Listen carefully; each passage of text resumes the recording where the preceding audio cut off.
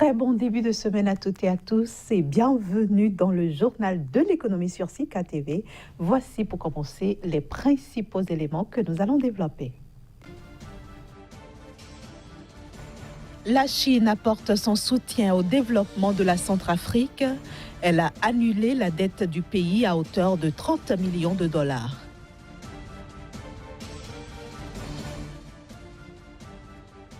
La Côte d'Ivoire mise sur le tourisme pour booster son économie. Plus de 5 milliards de dollars seront investis dans le secteur cette année.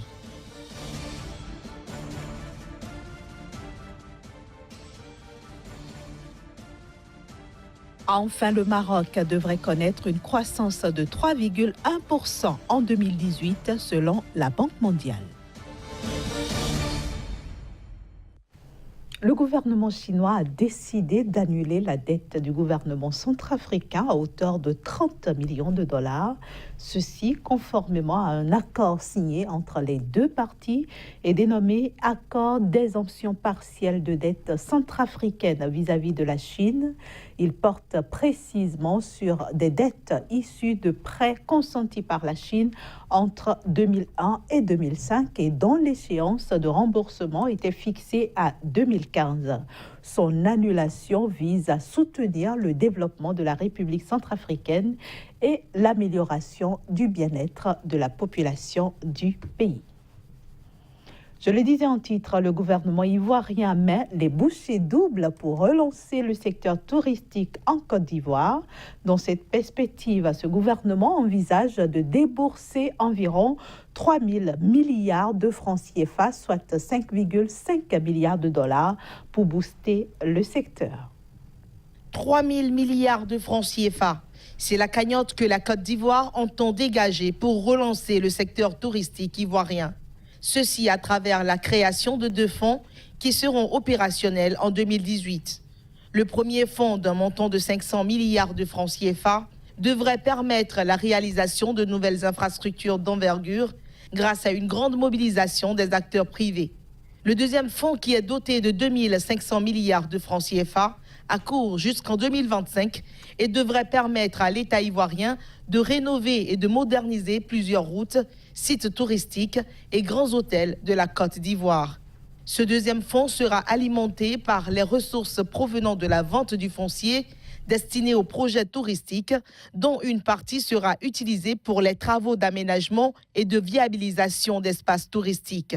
De quoi améliorer la croissance dans les prochaines années et aider à l'atténuation de l'impact des fluctuations des cours du cacao sur les recettes d'exportation. Les investissements annoncés devraient aussi booster davantage tous les indicateurs qui montrent une amélioration des activités dans le secteur touristique depuis la fin de la crise politique dans le pays. En effet, la part du tourisme dans le PIB ivoirien est passée de 0,6% en 2011 à 7,5% en 2016 et devrait connaître une progression de 5,4% par an jusqu'en 2026. Les importations de produits alimentaires en provenance de la Zambie ont été provisoirement suspendues en Namibie. Cette suspension concerne surtout les aliments périssables, les fruits, les poissons, mais aussi les denrées non transformées. Elle est motivée par l'épidémie de choléra qui sévit en Zambie et aurait déjà fait près de 66 morts. Il faut dire que la Zambie est l'un des 4 principaux partenaires commerciaux de la Namibie.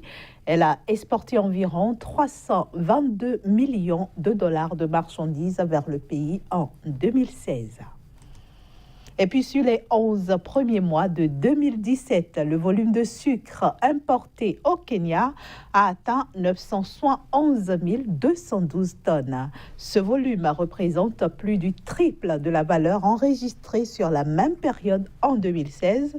Le stock est composé en majorité du sucre de table et provient pour près d'un quart du marché commun d'Afrique australe et orientale COMESA et pour le reste du Brésil. Il faut dire que la percée enregistrée est notamment due à la recrudescence des importations en franchise de droits de douane du sucre hors COMESA entre mai et août 2017. Précisons aussi que le Kenya va bénéficier d'un quota d'importation de 350 000 tonnes de sucre du COMESA jusqu'en février 2019. La Banque mondiale prédit une croissance de 3,1% en 2018 pour le Maroc. Selon cette institution, Rabat devrait être capable d'accélérer sa croissance, notamment grâce aux réformes entreprises dans le pays, mais aussi la bonne performance des industries nouvelles ou encore la reprise de l'Europe. Le Maroc va connaître en 2018 une croissance de 3,1%. Selon la Banque mondiale, qui a annoncé la nouvelle dans ses perspectives économiques mondiales, le pays devrait être capable d'accélérer sa croissance grâce aux réformes entreprises et à la bonne performance des industries nouvelles, sans oublier la reprise en Europe. Ainsi, le taux de croissance du royaume chérifien, qui était de 4,1% en 2017, devrait s'établir à 3,1% en 2018 et 3,2% en 2019 et 2020. Cette prévision est légèrement inférieure à celle établie par les autorités du pays, qui tablent sur une croissance de 3,2% en 2018. Pour sa part, la Banque centrale marocaine estime que cette croissance se limiterait à 3% et devrait s'accélérer pour atteindre 3,6% en 2019. En attendant cette échéance, le pays mise sur les investissements pour booster son économie.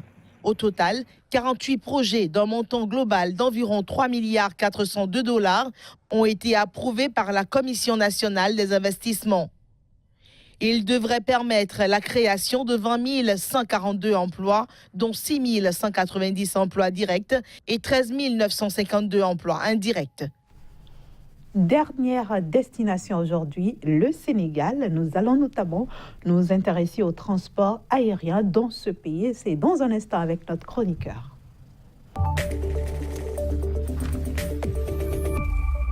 Notre chroniqueur Casimir Pédio, à qui je souhaite la bienvenue sur ce plateau. Bonjour Inès. Alors aujourd'hui, nous parlons, comme je l'ai dit tantôt, du Sénégal, notamment du transport aérien.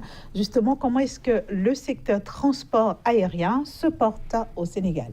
Le secteur se porte très bien, du moins depuis 2017, fin 2017, le Sénégal a pris des résolutions pour véritablement profiter de ce secteur-là. Il faut déjà dire que le Sénégal bénéficie d'atouts naturels. Sa position géographique lui permet déjà d'être le hub au niveau de la sous-région en termes de destinations. Outre cela, le Sénégal bénéficie de plusieurs décennies déjà d'expérience dans le secteur aéronautique. Vous n'êtes pas sans savoir que c'est le Sénégal qui abritait le siège social de la compagnie multinationale Air Afrique, et il y a ce potentiel laissé par la ruine de cette compagnie-là qui aujourd'hui est mise à contribution. Il faut également dire que l'aéroport international jadis Léopold Sédar Senghor est cette infrastructure aujourd'hui qui pourra offrir à ce pays-là la modernité en termes de navigation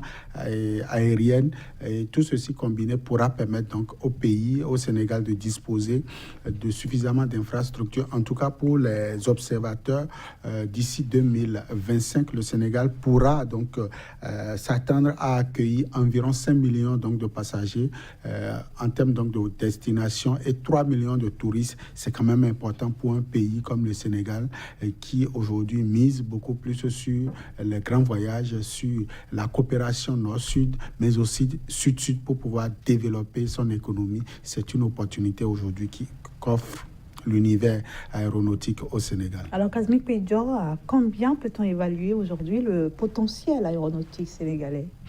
Alors, avec la modernisation de son potentiel aéronautique, je veux parler de la construction de l'aéroport international Blaise Diagne, dont la livraison est prévue pour cette année, courant avril 2018. On peut déjà estimer que le pays dispose d'une infrastructure de type moderne avec environ 3500 mètres sur 75 mètres en termes de distance, en termes de piste d'atterrissage pour cet aéroport. Et c'est une infrastructure une infrastructure qui pourra être multipliée d'ici 2035 selon donc les prévisions des partenaires techniques et financiers. Il faut également dire que cet aéroport, je veux parler donc de l'aéroport Blaise Diagne, est une infrastructure aéronautique qui déjà remplit les conditions de navigation telles que l'a voté en 2015 le Parlement sénégalais en vue donc de moderniser son infrastructure aéroportuaire. En plus de ces conditions un peu modernes, il faut déjà dire que les aéroports régionaux au niveau du pays connaissent depuis donc la fin d'année 2017 connaissent donc des réformes notamment au niveau de la modernisation. Tout ceci permet aujourd'hui au Sénégal de disposer, enfin de compter sur 3000 passagers l'an au niveau donc du pays pour des passagers également au niveau du tourisme évalué à 3 millions. C'est quand même important pour un pays qui aspire au développement. Alors, Kazmi Pedjo, on le sait, le secteur aéronautique sénégalais rencontre d'énormes difficultés. D'ailleurs, quelques jours après l'inauguration de l'aéroport international Blaise Diagne, nous avons assisté à quelques grèves dans le secteur. Alors, que dire de tout ça aujourd'hui ? Tout ça, c'est des petits pépins, c'est des petits pépins au niveau donc de l'organisation pratique qui ne sauraient normalement empêcher l'évolution donc du projet en cours parce que c'est des règlements, enfin, c'est des conditions très peu confortables que le personnel donc au niveau des aéroports sont en train de souligner. Je crois le gouvernement est à pied d'œuvre pour pouvoir donc ces différentes questions-là. Il y a aussi l'épineux problème donc de l'insécurité autour de l'ancien aéroport international qui se posait en son temps et j'espère bien que les gouvernements ne vont pas se laisser voir transférer donc cette difficulté au niveau du nouveau site. En tout cas, le Sénégal rêve gros et donc ce ne serait pas ces petits couacs qui viendront donc tenir l'image de tout un projet, de toute une décennie donc de développement du secteur aéronautique. Ce qu'on retient pour l'essentiel, c'est que le Sénégal aujourd'hui est ouvert aux compagnies déjà 30 au total qui aujourd'hui desservent le pays. Il faut déjà dire que le Sénégal est en train donc d'ouvrir son aéroport aux grands multinationales tels que les pays du Golfe, tels que l'Europe aussi et l'Asie, pourquoi pas, pour véritablement impacter son économie à travers les grands voyages sur le continent. Est-ce qu'on peut espérer que d'ici à là, le tourisme sénégalais va enregistrer un grand boom à cause justement de ces mesures qui ont été prises dans le pays ? Je crois que c'est des faits qui sont liés. Donc, lorsque vous avez ces infrastructures modernes, lorsque vous garantissez donc la sécurité aéronautique dans le transport, lorsque vos infrastructures séduisent davantage donc les partenaires techniques et financiers, il n'y a pas de quoi ce que le tourisme ne puisse pas prendre un coup d'accélérateur. Ce qu'il convient ici de faire, et d'ailleurs, il y a un programme en la matière, c'est de rénover les sites touristiques pour que véritablement tous ces secteurs-là puissent offrir un mieux-être au Sénégal. En tout cas, selon donc l'ambition du gouvernement en place, je crois bien que le Sénégal serait ce hub-là de la sous-région. Pourquoi pas d'ici quelques années, le Sénégal pourra se faire compter parmi les grandes nations en termes donc de navigation aérienne, pourquoi pas pour véritablement impacter donc le continent africain. En tout cas, c'est tout le mal que nous pouvons souhaiter au pays de Macky Sall. Merci à vous, Kazmi Pedjo, d'être venu éclairer notre lanterne sur ce sujet. On va se donner rendez-vous demain. Toujours avec le même plaisir. Voilà, chers amis téléspectateurs, ce sera tout pour aujourd'hui. Merci à vous de nous avoir reçus. Mais restez sur Sika, nos programmes continuent.